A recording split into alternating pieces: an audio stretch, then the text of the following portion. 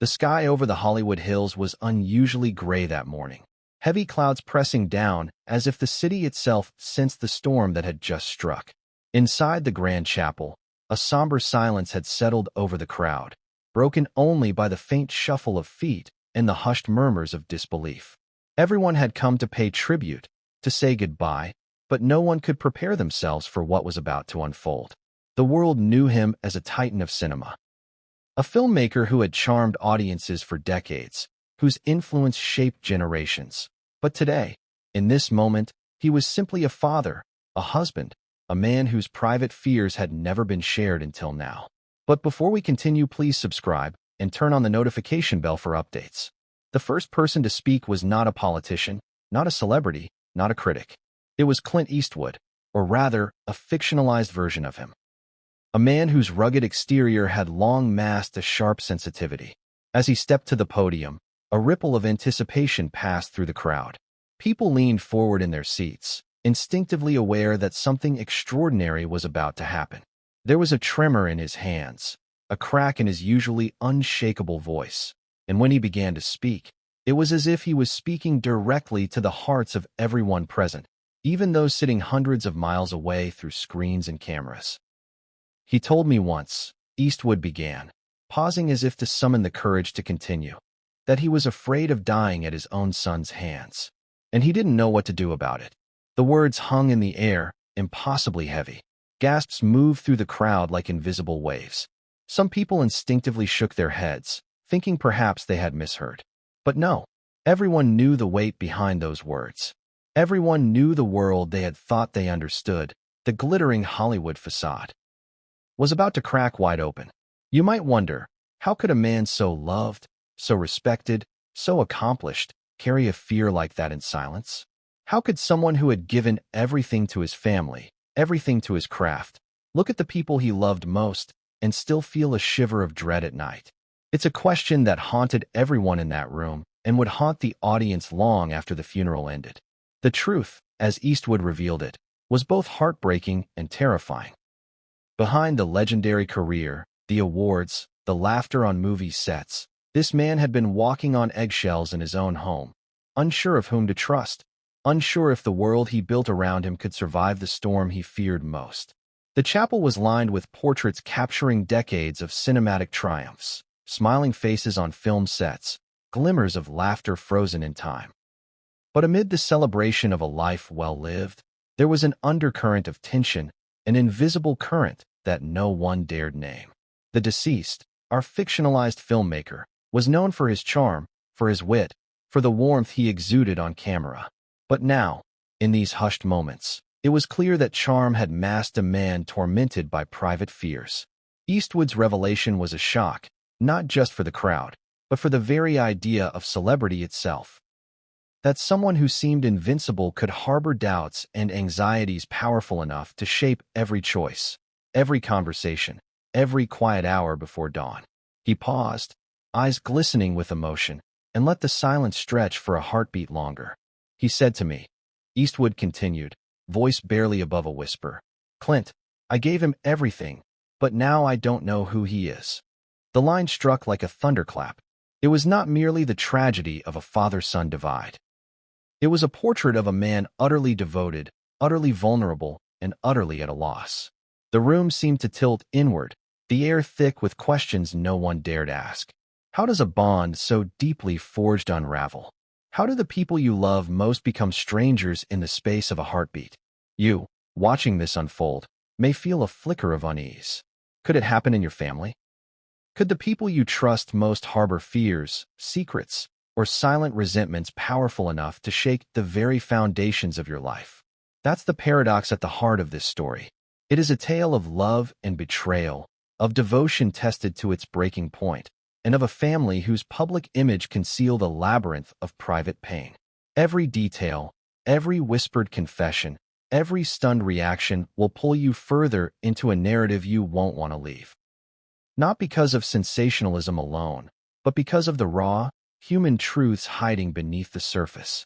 As the service continued, Eastwood's tribute morphed from sorrow into storytelling. He recalled the first time he met the filmmaker, decades ago, on a bustling Los Angeles set. There was the spark of friendship, the mutual respect, the shared laughter that made the camera's eye blink less like surveillance and more like witness to something magical. The crowd laughed quietly at small anecdotes. An on-set prank, a late-night discussion about films that had changed both men's lives. And yet, in the midst of humor, there was always a shadow, a quiet acknowledgement that the brightest stars sometimes burn with hidden tension, a pressure so private that only the closest confidants know its depth. Eastwood described moments that the world would never see. Private calls that came in the middle of the night, messages filled with anxiety about choices only a father could agonize over. The sleepless hours spent pacing, worrying, second-guessing, the dichotomy between public confidence and private uncertainty. You could almost feel the weight of the man's life in those words, the invisible burdens, the love so fierce it became fear, the fear so consuming it became paralysis. It was storytelling at its most visceral, each revelation a thread drawing the audience closer to the truth hiding behind Hollywood glamour. And yet, for all the sorrow, for all the tension, there was beauty in the fragility. The crowd felt it, every eye fixed on Eastwood, every heart pulled toward the impossible paradox of love and vulnerability intertwined. This was more than a funeral. It was an exposé on the human condition, a reminder that even legends are human, that the people who inspire us the most are often battling storms we cannot see. And as the service moved toward its conclusion, a hush fell over the chapel once again. Eastwood's voice softened, almost breaking entirely, and he delivered the line that would haunt the audience long after they left. But what came next would change everything, and no one saw it coming. And just like that, the story set its first hook. The audience was left suspended between grief and curiosity, craving answers to questions they didn't even know how to ask yet. Who was the son? What had driven the father to fear his own child? What twists lay ahead in the labyrinth of family secrets, Hollywood pressures, and human frailty? Every instinct told them to lean closer, to listen harder, because what followed would challenge their understanding of loyalty, love, and fear itself. In the shadows beyond the chapel, murmurs spread like wildfire. Who could have imagined the layers beneath the man they all admired? How could someone so celebrated have walked through life with such invisible weight? The answer, as the story would reveal, was far more shocking than anyone imagined. Because this was not just a tale of fear or family tension. It was a story about the precarious balance of trust, the unseen cracks beneath perfection, and the ripple effects of choices made in silence. And that, dear audience, is where we begin. At the intersection of grief, revelation, and the raw, unfiltered reality behind a glittering facade. As you continue this journey, prepare yourself for surprises, emotional spikes, and twists that will leave you questioning everything you thought you knew about love, loyalty, and the cost of fame. Because what starts here, in this chapel, is only the beginning.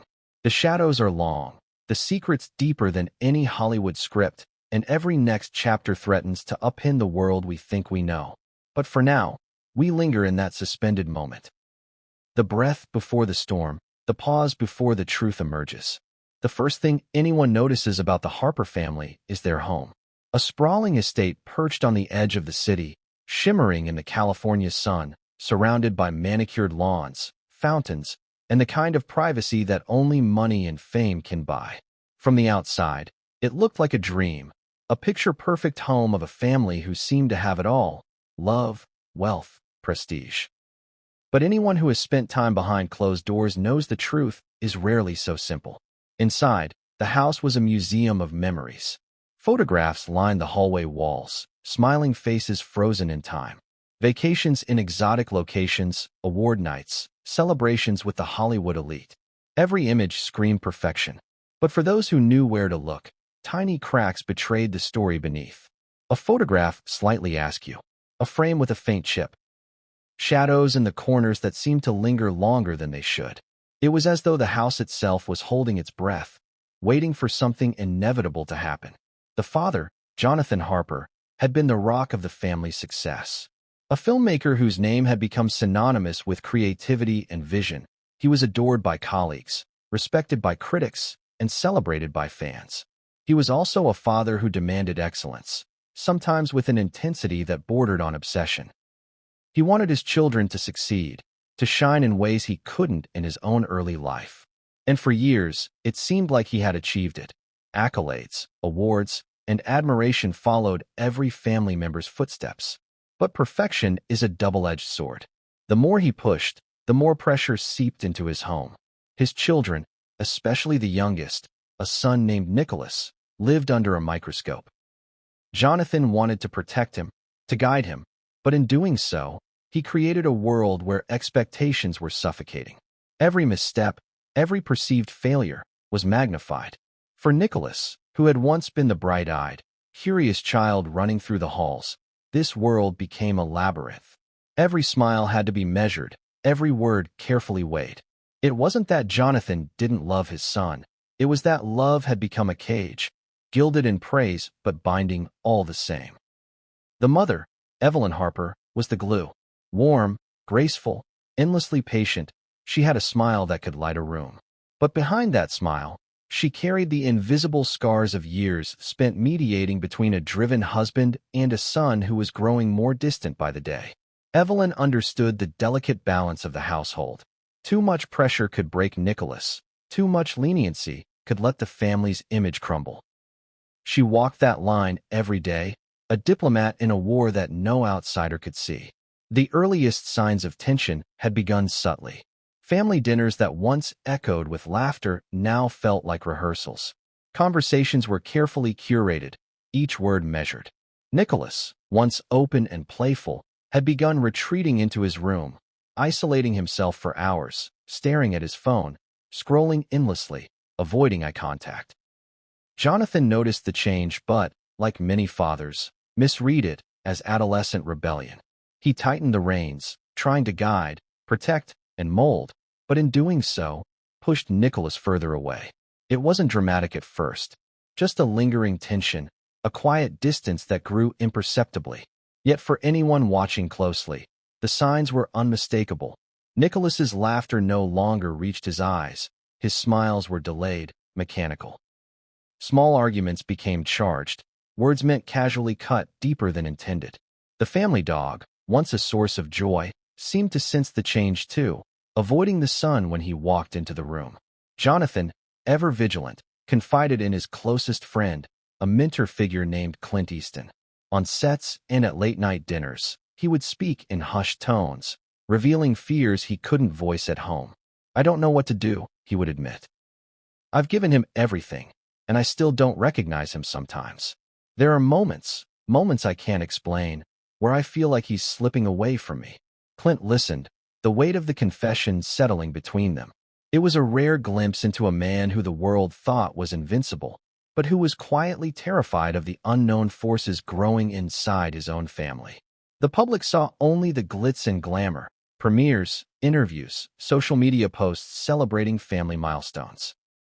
But private life told a different story. Bedrooms once filled with laughter were now silent. Hints of anger, confusion, and resentment bubbled under polite veneers. Nicholas's behavior became unpredictable, sometimes charming, sometimes withdrawn. He seemed to oscillate between the son they loved and a stranger who haunted the edges of their lives. And then came the small incidents that began to worry Jonathan more than anything. A door left slightly ajar at night. Items misplaced in rooms. Evasive answers when questions were asked. He began noticing patterns, little details that didn't add up. Shadows in hallways. Whispers from staff, careful not to alarm, but impossible to ignore. It was like a puzzle he couldn't solve, a code he couldn't break, and the more he tried, the more elusive the answers became. Even Evelyn noticed the shift. She watched Nicholas with a growing concern, a mother's intuition warning her of dangers she couldn't articulate. She tried to bridge the gap with kindness, with patience, with gentle encouragement, but the distance only widened. Conversations that once flowed freely became negotiations. The warmth of family dinners was replaced with tense silences.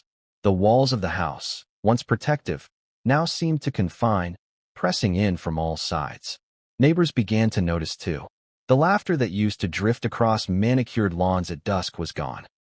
Lights stayed on late into the night, shadows moving in odd rhythms. It wasn't dramatic, not yet, but it was enough to plant seeds of unease. Even in a city accustomed to celebrity eccentricities, there was a feeling that something was amiss, a tension that wasn't easily explained. By the time Nicholas reached his late 20s, the family's dynamic had changed irreversibly. Publicly, the Harpers were impeccable, smiling on magazine covers, attending gala events, hosting charity functions. Privately, every interaction was a minefield. Jonathan's fear, once theoretical, began to solidify into a gnawing anxiety that he could not shake. Evelyn's worry became constant, a shadow she carried even in moments of reprieve. And Nicholas? He had learned the delicate dance of appearances, hiding emotions and intentions behind carefully rehearsed expressions. It was during this period that the first real cracks began to show. Jonathan confided in Clint again, this time with more urgency. He spoke of dreams, recurrent visions where Nicholas was not the boy he raised, but someone unrecognizable, someone dangerous. He described moments of fear so vivid that they lingered throughout the day, affecting every decision, every conversation. Clint, seasoned and steady, listened, offering what comfort he could, but knowing that some fears are inescapable, bound to the fragile nature of family bonds. And so the tension built, invisible to the public eye but palpable within the walls of the Harper estate. A storm was brewing, one that no amount of fame, fortune, or talent could prevent. Every choice, every conversation, every moment of silence became part of a fragile calculus. The family's legacy, the carefully curated image of success, hung in the balance. And yet, just when it seemed like the cracks might heal, when the family might find a way to reconcile, life had its own plans. A single incident, seemingly minor, would ignite forces that had been quietly gathering momentum for years. A conversation taken out of context, a misinterpreted action, a spark that would set a chain reaction in motion, revealing truths no one could have predicted. And it all began one quiet evening, when Jonathan realized that despite everything he had done, despite the love and guidance he had given, Nicholas had grown into someone he could no longer fully understand or control. The chapter closes here, leaving a question hanging in the air. How does a family survive when love and fear collide, when devotion is inseparable from doubt, when the very people you cherish most become the source of your deepest anxiety? And as the camera, or your imagination, pulls back from the Harper estate, one thought lingers. The storm is not coming. It is already here, and no one is prepared for what happens next. Nicholas Harper had always been a mystery, even to those who had known him since childhood. To the public, he was the youngest scion of a famous family, a charming, photogenic, polite young man who appeared on magazine covers, accompanied his parents to red carpets, and occasionally posted tasteful glimpses of his life on social media. But behind closed doors, Nicholas was a storm of conflicting emotions, a mind constantly in motion, never still, never at peace. It began early, in ways that seemed innocuous at first. As a child, Nicholas was curious and energetic, endlessly asking questions, exploring rooms, knocking on doors, testing boundaries. His parents delighted in his curiosity at first, encouraging it, celebrating it, believing it a sign of intelligence and vitality. But as the years passed, his curiosity became a kind of vigilance, a constant questioning of motives, intentions, and loyalty. Every glance from his father, every subtle tone from his mother, became data points to analyze, to decipher. Nicholas learned early that appearances were everything, and that behind the warmth and smiles of the family, invisible rules governed every move. School was no refuge. The pressures of expectation followed him into classrooms and hallways. Teachers praised him for intellect, for creativity, for composure. Friends admired him for charm and quick wit. But Nicholas often felt detached, observing life rather than participating fully. He developed a habit of internalizing everything. Every compliment, every slight, every casual remark became part of a growing mental ledger. Each day, he cataloged the inconsistencies, the subtle patterns of control and manipulation, the moments when he felt invisible, misunderstood, or trapped. By his teenage years, Nicholas had perfected the art of duality. In public, he was impeccable, confident, witty, friendly. Attentive. He laughed when appropriate, smiled when cameras were present, played the part his parents had nurtured so carefully. Privately, however, he wrestled with a labyrinth of thoughts that he could not share, not even with his closest friends. He wrote in journals no one would see, recorded his observations, noted every moment of tension, every flash of anger or disappointment from his father, every sigh or concerned glance from his mother. These pages became his refuge, a way to navigate a world that felt both suffocating and unpredictable. Yet even this refuge was imperfect. Nicholas's mind was restless, always turning over scenarios, imagining outcomes, playing the what-ifs like a relentless game. He questioned everything, including himself. Was he being unfair? Was he overreacting? Was his perception distorted? These questions haunted him, leaving him on edge for hours, nights, sometimes days. Sleep became fragmented, punctuated by vivid dreams that reflected his fears, anxieties, and desires. In some dreams, he walked the family estate, but the hallways shifted, doors led to nowhere, familiar rooms transformed into labyrinths. The people he loved most were sometimes strangers, sometimes threats. He woke from these dreams in a sweat, heart racing, unsure what was imagined and what was real. Nicholas's relationship with his father became a central focus of his inner life. He loved Jonathan deeply. He always had, but their interactions were often fraught with tension. Jonathan's high expectations weighed on Nicholas, manifesting in subtle ways that he could not ignore: a raised eyebrow, a disappointed sigh, a carefully measured critique. Nicholas began to feel as though he were constantly under surveillance, every choice scrutinized, every misstep amplified. And yet, he craved his father's approval, craving it so intensely that the lack of it became almost unbearable. This paradox, love intertwined with fear, devotion tangled with resentment, formed the emotional core of Nicholas's inner world. Social interactions outside the family offered temporary relief, but only briefly. Friends noticed his charm, his intelligence, his humor, but few ever glimpsed the shadows beneath. Nicholas learned to compartmentalize, to separate his public persona from his private anxieties. Even relationships with peers were filtered through this lens. Trust was never given freely. Every gesture, every word, every sign of affection was analyzed, cross-referenced, and weighed. It was exhausting, but he had no other way to survive the constant tension that permeated his home life. Technology became a companion, a tool, and at times, a weapon. Nicholas observed patterns in communication: texts, emails, online activity. Every digital footprint was cataloged mentally. He became hyper-aware of privacy, controlling what others could see and what remained hidden. Social media posts were carefully curated, friendships measured, interactions calculated. It was a reflection of the duality of his existence, appearing perfect to the world while internally navigating a minefield of fears, suspicions, and unspoken questions.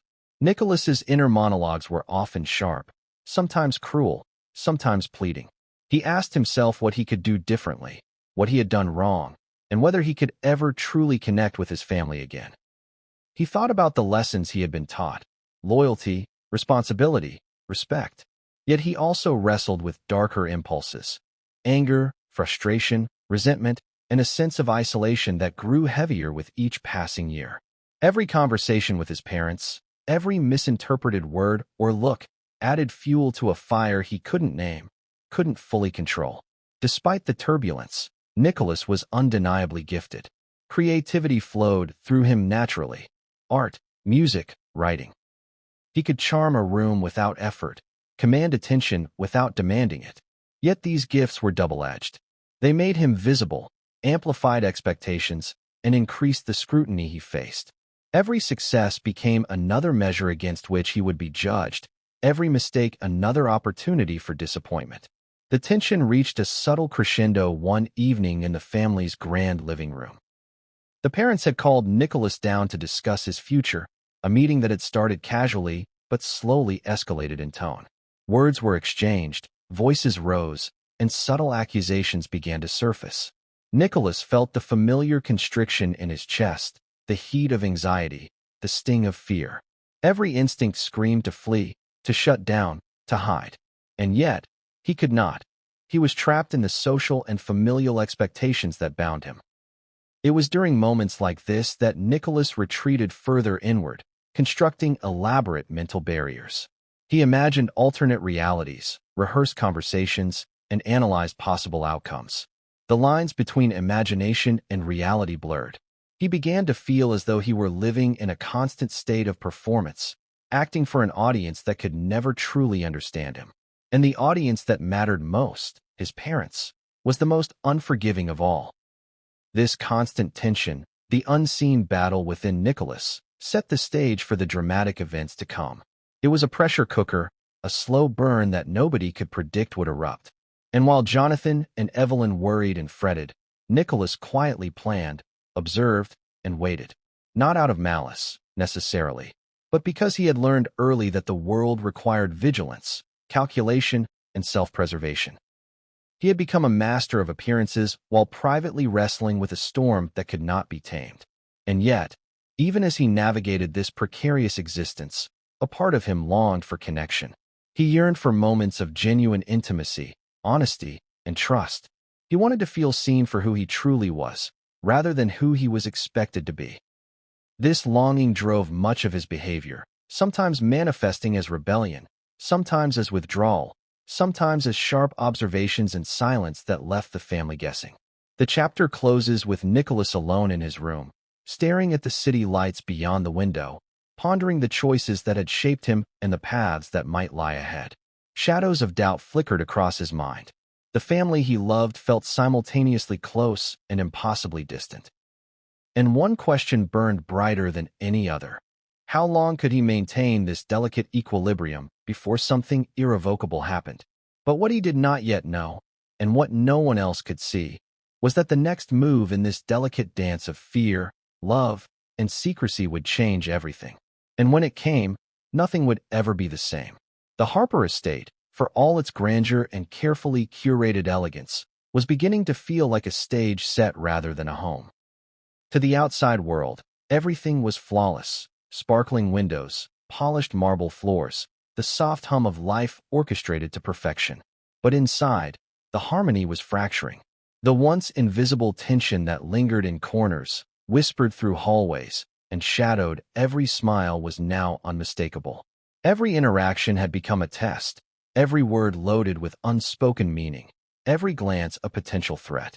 It started with small incidents. A misplaced document on Jonathan's desk, a dinner plate left in the wrong spot, the faint sound of laughter in a hallway that was meant to be silent. These were trivial things, easily ignored, but in the Harper household, they were magnified, each one a symptom of a growing unease. Jonathan noticed them first, the subtle shifts that signaled Nicholas was retreating further into himself. Evelyn noticed too, a mother's instincts recognizing patterns she could not yet explain. The first real confrontation occurred one evening over a seemingly minor issue, a college application. Jonathan had insisted Nicholas consider a prestigious program, one that promised the trajectory of success the family expected. Nicholas resisted, quietly but firmly, proposing instead a creative path, one that deviated from the blueprint his father had envisioned. Jonathan's voice rose, a mixture of frustration and disbelief. "I've worked my entire life to provide you with opportunities," he said, pacing the room. "And this is how you repay me?" Nicholas, calm but resolute, countered, "I'm not repaying you. I'm trying to live my own life." The words hung in the air like a fragile glass sculpture, beautiful yet perilously thin. The room seemed to shrink, the walls closing in as tension escalated. Evelyn interjected gently, trying to mediate, but the rift was already widening. This was not a simple disagreement. It was a clash of identity, a collision between expectation and autonomy, love and rebellion. As weeks passed, these conflicts multiplied. Nicholas became increasingly secretive, withdrawing into his room for hours, sometimes days. He avoided family gatherings, skipped outings, and developed a pattern of late-night walks around the estate, alone, seeking solitude in the gardens, the fountains, anywhere that provided distance from the suffocating atmosphere of home. He spoke less, smiled less, laughed less, The once charismatic son was now a shadow navigating a house of memories, weighing every interaction, calculating every move. Jonathan, for his part, was growing increasingly anxious. He had always prided himself on his ability to understand people, to anticipate needs, to guide and protect. But Nicholas's retreat was a puzzle he could not solve. He confided again in Clint Eastwood during a late-night phone call, voice tight with worry. "I've given him everything," Jonathan said. "Everything I could. And yet, I feel him slipping. I don't know how to reach him anymore." Clint listened quietly, recognizing the depth of Jonathan's fear, the fear that sometimes, even the most devoted love is not enough to bridge the widening gulf between parent and child. Evelyn tried to maintain equilibrium, creating small routines and gentle interventions to reach Nicholas. She left notes under his door, invited him to lunch, suggested walks in the gardens, anything to encourage dialogue. Nicholas accepted some gestures, but rarely reciprocated fully. There were moments of connection, fleeting, fragile, yet intoxicating in their rarity. A shared joke, a quiet conversation, a lingering glance. Each moment a reminder of what the family could be if the tension could somehow be diffused. But these moments were always temporary, followed by stretches of silence, walls closing tighter, and a sense of foreboding growing heavier. The staff, loyal and discreet, began to notice as well. Subtle signs of unease were impossible to ignore. Nicholas's restlessness, the heightened vigilance in Jonathan's tone, Evelyn's quiet worry. Conversations became coded, words carefully chosen to avoid triggering conflict, instructions softened, spaces rearranged to minimize friction. Even the dog, once the most loyal observer of the household, seemed to sense the tension, moving cautiously around Nicholas, sometimes avoiding him entirely. A particularly telling incident occurred during a family dinner intended to celebrate Jonathan's latest professional achievement. The room was beautifully set, the lighting warm and inviting, the aroma of a carefully prepared meal filling the air. But beneath the surface, the cracks were undeniable. Nicholas arrived late, his demeanor curt, eyes darting as though scanning for signs of disapproval. Conversation flowed awkwardly at first, punctuated by long pauses and careful smiles. Jonathan tried to bridge the gap with stories from the set, anecdotes meant to amuse, to lighten the atmosphere. Nicholas responded minimally, offering polite nods and short remarks, disengaged yet observing, calculating. Then came a comment, innocuous on the surface but explosive in the context of the tension. Jonathan praised a colleague, highlighting qualities Nicholas did not possess, qualities he felt pressured to embody. Nicholas's expression hardened, a subtle tightening of the jaw, a flicker of irritation in his eyes. Evelyn noticed immediately, trying to steer the conversation elsewhere, but the moment had passed, something unspoken had shifted. Nicholas left the table shortly after, excusing himself with a polite but firm explanation. Silence fell, the kind of silence that echoes long after the room empties. This incident marked a turning point. Jonathan's fear intensified, morphing into near-constant vigilance. He watched Nicholas with a hawk-like focus, noticing patterns in movement, tone, and behavior that previously would have gone unnoticed. Every late-night door creak, every misplaced item, every moment of withdrawal became a signal, a potential warning of something larger brewing beneath the surface. Evelyn, exhausted and concerned, tried to provide perspective, but even her calming influence struggled against the growing weight of unease. Nicholas, for his part, was unaware of the depth of his father's observation. He was consumed by his own internal world, his own fears and frustrations. Each day was a careful navigation of perceived traps, calculated interactions, and silent self-assessment. Yet he also harbored curiosity and defiance, the dual forces that kept him oscillating between withdrawal and engagement. In many ways, he had become both observer and actor in a drama he could not fully control, a play in which the stakes were nothing less than the future of his family. The tension continued to escalate over the next few months. Small incidents became symbolic battlegrounds, with each interaction revealing layers of resentment, love, fear, and loyalty. The family's public image remained impeccable, but within the walls of the estate, the cracks grew deeper, harder to ignore. Jonathan's anxiety evolved into a near-constant undercurrent.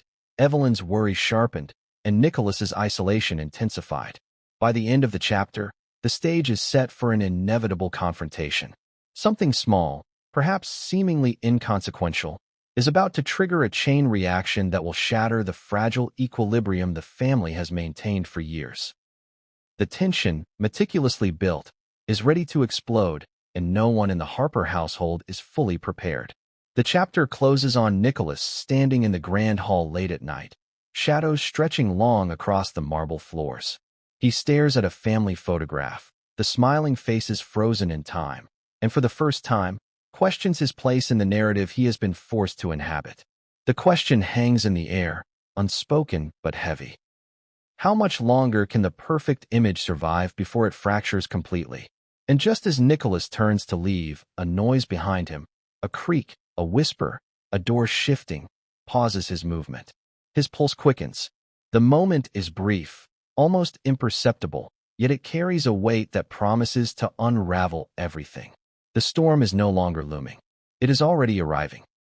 The Harper estate had always seemed like a sanctuary to outsiders, a place where luxury met tranquility, where the burdens of life were carefully curated and controlled. But within its walls, the atmosphere had become suffocating. Every room carried echoes of unspoken conflict. Every corridor seemed to reverberate with anxiety, and the family's interactions had grown increasingly fragile. The delicate equilibrium that had once maintained order was crumbling, replaced by a tension that was palpable, almost suffocating. It was on a quiet evening, a week after the dinner incident, that the pressure reached a critical tipping point. Jonathan had invited Nicholas to the study, ostensibly to discuss a professional opportunity. The study, a room lined with towering shelves of books and framed accolades, had always been a place of mentorship, of guidance, of shared intellectual pursuits. But tonight, it felt like a tribunal chamber, the air thick with anticipation and unspoken accusations. Jonathan began cautiously, his voice measured, attempting to bridge the growing distance. "Nicholas," he said, "I want to talk about your future. There are opportunities you need to consider, paths that could shape your life in ways that matter." His words were calm, but the weight behind them was unmistakable. Nicholas, seated across from him, met his father's gaze with a mix of defiance and apprehension. He had learned to read the subtleties, the micro-expressions, the underlying currents that often betrayed intentions hidden behind measured tones. The conversation quickly escalated. Jonathan emphasized the importance of responsibility, legacy, and the family name, speaking with a passion that bordered on insistence. Nicholas, feeling the constriction of expectation, pushed back. His voice, steady but edged with tension, challenged the assumptions and constraints his father placed upon him. He spoke of his own desires, of paths less trodden, of a need to define his identity outside the shadow of the family legacy. The dialogue, though civil in tone, was charged with emotion, every word carrying weight beyond its literal meaning. Evelyn, who had been quietly observing from the doorway, attempted to mediate. Her presence was gentle, her interventions carefully phrased to diffuse tension, to restore a sense of equilibrium. Yet even her calm demeanor could not fully counteract the emotional charge in the room. The father-son dynamic had reached a point where mediation could only go so far. Both were entrenched in their perspectives, each fueled by love, fear, and frustration, creating a feedback loop of tension that was impossible to ignore. As the discussion progressed, Nicholas's mind became increasingly analytical. He evaluated his father's words, measured his tone, and predicted possible outcomes. Every gesture, every sigh, every subtle shift in posture was cataloged, processed, and stored. This heightened state of awareness, while adaptive, also intensified his stress, creating a pressure cooker environment where even minor provocations could ignite a larger conflict. The incident reached a peak when Jonathan, in an attempt to assert authority, referenced past decisions, subtly criticizing Nicholas's choices and implying a failure to meet expectations. Nicholas's reaction was immediate, a mix of anger, hurt, and defiance. He stood abruptly, the chair scraping against the polished floor, eyes flashing with emotion. Words were exchanged, sharp and pointed, each sentence a dagger aimed at the heart of their relationship. Evelyn's attempts at intervention were momentarily ignored, drowned out by the intensity of the confrontation. For a moment, time seemed to stand still. The study, once a place of intellectual refuge, had transformed into a battlefield of emotions. Nicholas's internal conflict mirrored the external tension. He wanted to assert independence, yet feared the consequences. He sought understanding, yet anticipated judgment. He desired connection, yet felt compelled to protect himself from perceived threats. The emotional complexity of the moment was overwhelming, and the consequences of a single misstep seemed monumental. Eventually, the conversation reached a tenuous pause. Nicholas left the room abruptly, retreating to the solitude of his own quarters. The study, once a place of engagement and dialogue, now felt heavy with unresolved conflict. Jonathan sank into his chair, exhausted, frustrated, and fearful, while Evelyn quietly closed the door, sensing the fragility of what had just transpired. That night, Nicholas paced his room, wrestling with the storm of emotions within him. He revisited every word spoken during the confrontation, analyzing the intentions, the implications, and the possible consequences. Sleep eluded him, replaced by restless thought patterns and vivid mental simulations of what might come next. Each scenario carried a spectrum of outcomes, some benign, others catastrophic, reflecting the intensity of the psychological pressure he experienced. Meanwhile, Jonathan and Evelyn lay awake in their suite, the silence between them heavy with unspoken concern. The tension that had escalated earlier in the day permeated every corner of the household. They wondered about the future, questioned their decisions, and grappled with the reality that the family they had nurtured with care and devotion was now a delicate, precarious construct, vulnerable to the smallest disruption. As the days passed, the pressure continued to mount. Nicholas's behavior became increasingly erratic, oscillating between moments of calm and intense introspection. He avoided social gatherings, withdrew from family interactions, and immersed himself in private pursuits. Jonathan's anxiety intensified, manifesting in hypervigilance, careful monitoring of Nicholas's movements, and obsessive attention to potential warning signs. Evelyn, caught between concern for her son and empathy for her husband, struggled to maintain equilibrium, often finding herself exhausted by the constant tension that permeated the household. The mounting pressure reached a symbolic climax one evening when a minor domestic dispute spiraled unexpectedly. A misplaced item, a book, left on a table rather than returned to its shelf, triggered a disproportionate reaction from Jonathan, who viewed it as evidence of disrespect or carelessness. Nicholas, already tense from prior interactions, responded defensively.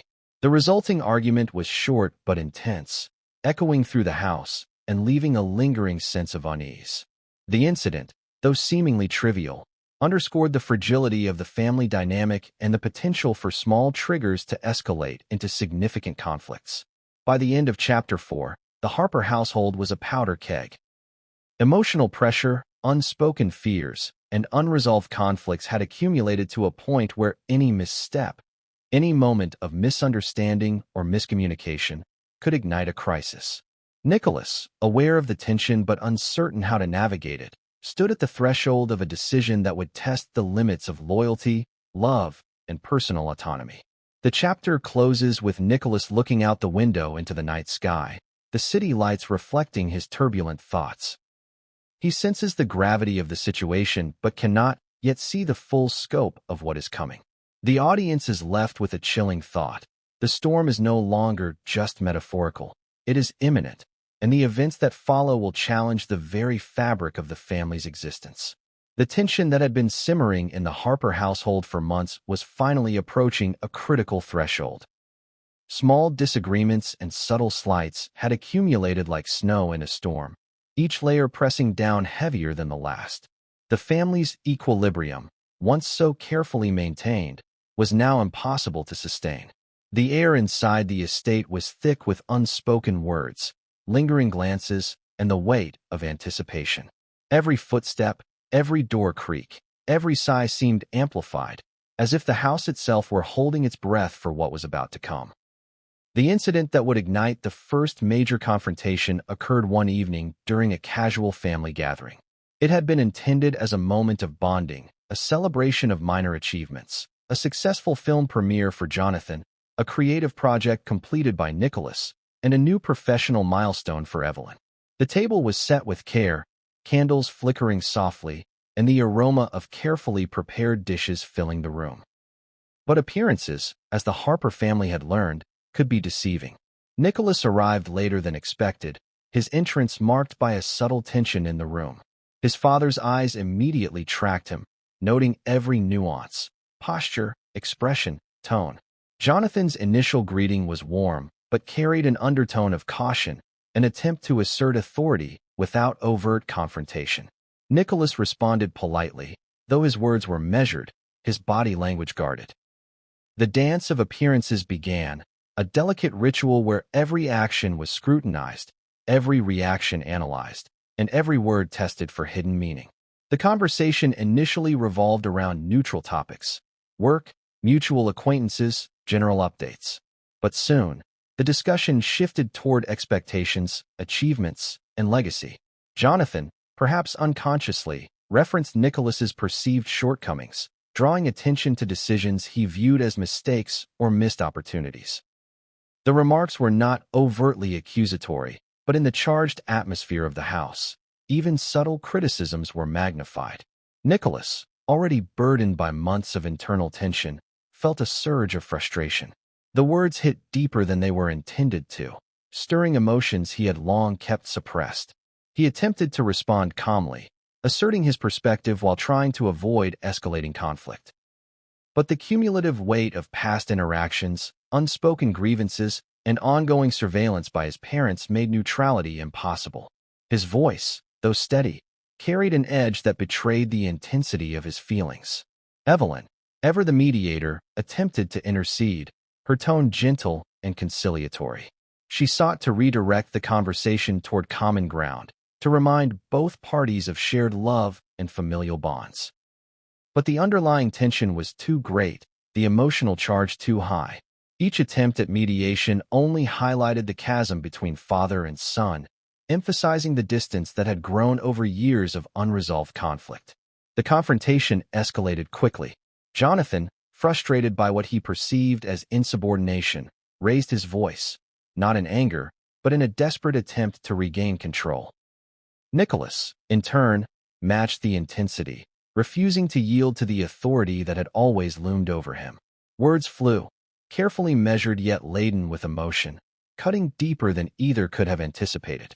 The family, witnesses to the eruption, were caught between shock and helplessness, unsure how to intervene without worsening the situation. At the peak of the confrontation, Nicholas stood abruptly, chair scraping across the floor, eyes flashing with intensity. "I'm not the person you think I am," he said, voice shaking yet firm. "I've tried to meet your expectations, but I can't live my life as a reflection of your dreams. I have to be myself, even if it scares you." The words reverberated through the room, a powerful declaration of autonomy and defiance. Jonathan's expression hardened, a mixture of hurt, disbelief, and fear. Evelyn's eyes filled with tears, the tension of the moment weighing on her like a physical presence. For a brief instant, time seemed to suspend.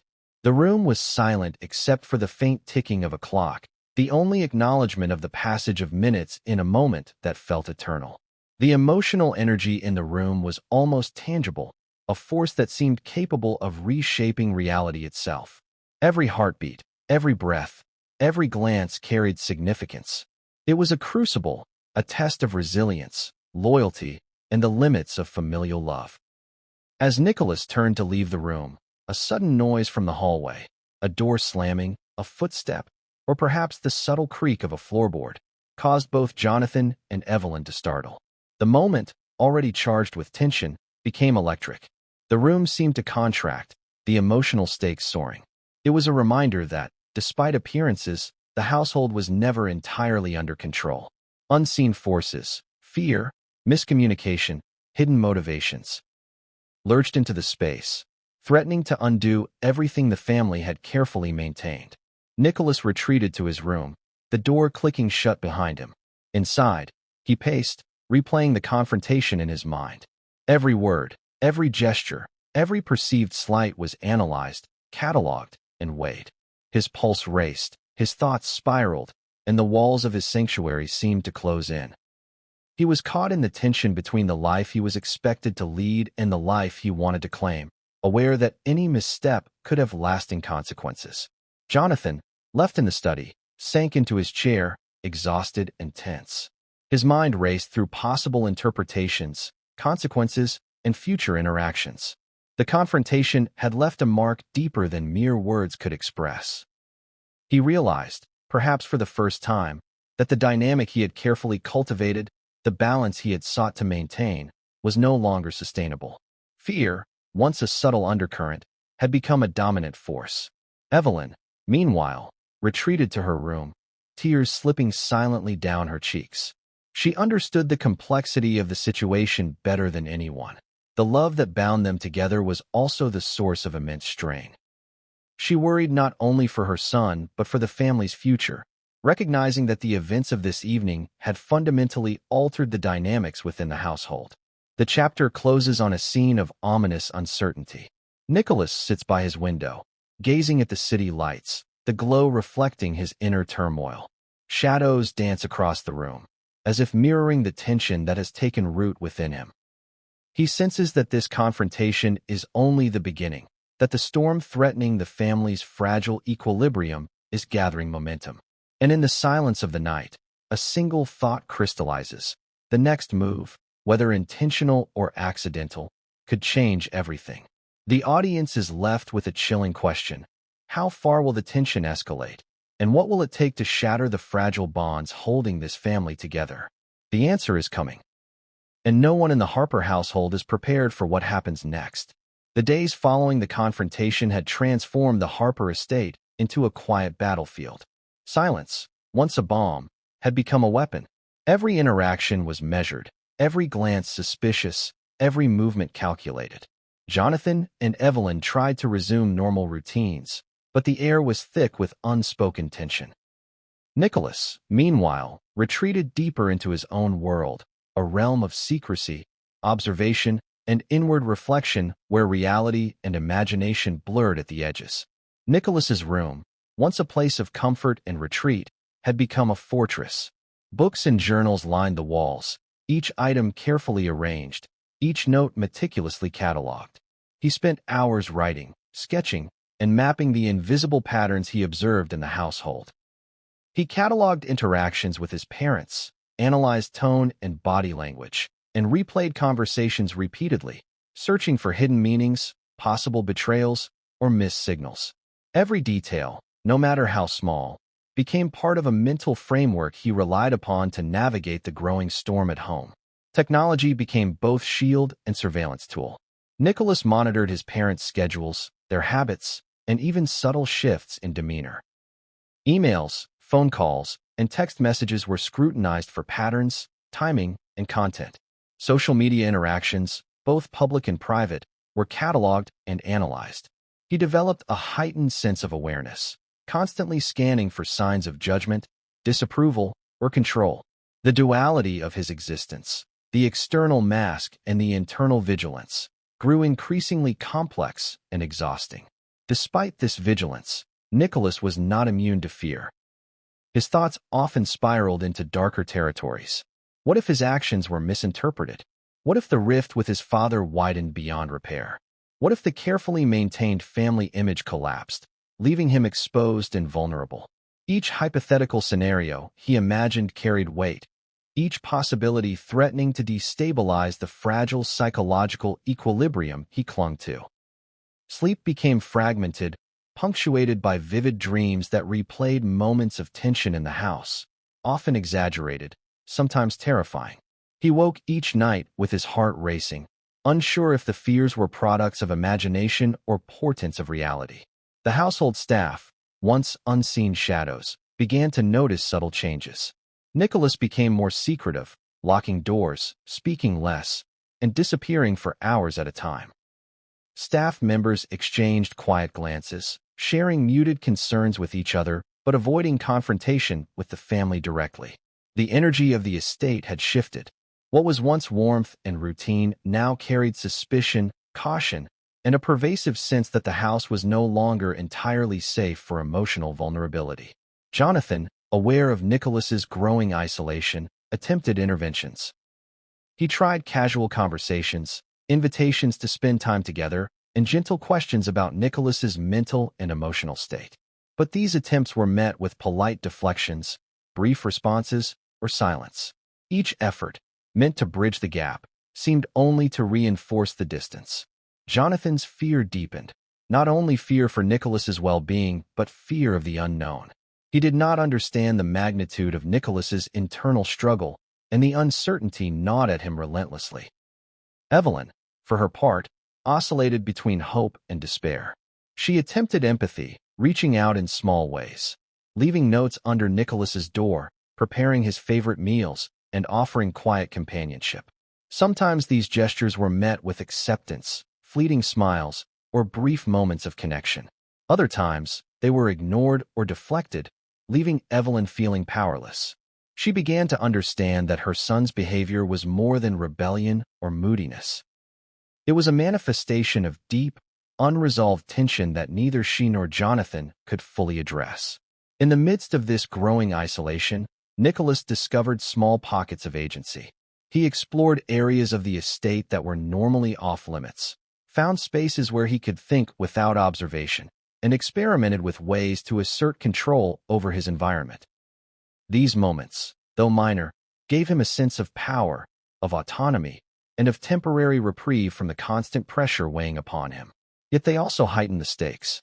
Every secretive act, every private exploration, increased the tension between appearance and reality, between what was known and what remained hidden.